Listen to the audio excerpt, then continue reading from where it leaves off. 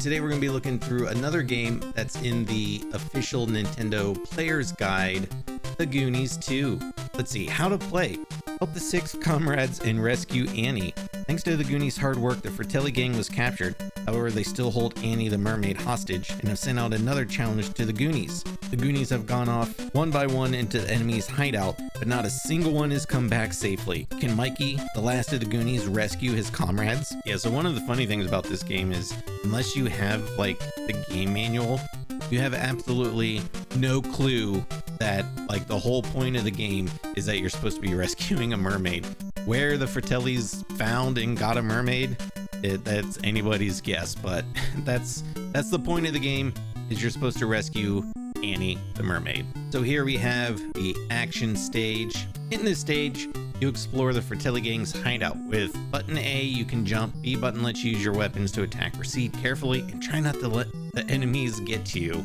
Here you have the adventure stage, which is very similar if you've played the Friday the 13th game. Works very similar, like when you're in the cabins and you just hit like left or right to move between the rooms.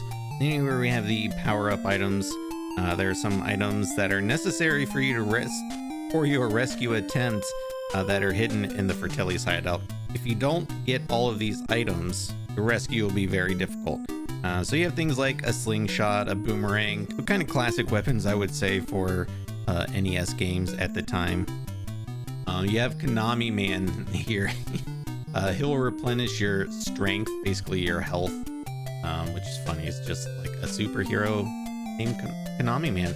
So like one of the things you do when you're in the adventure stages is you have this like hammer here, and you'll have to use it to like hit the walls in the rooms. And when you know, if there's like a secret, like sometimes there'll be a secret door or a safe that'll appear. And then in case you've never seen Annie the mermaid, will Mikey be successful in his rescue of Annie? Will Annie still be okay? Really? Did throw a Michael Jackson reference in there?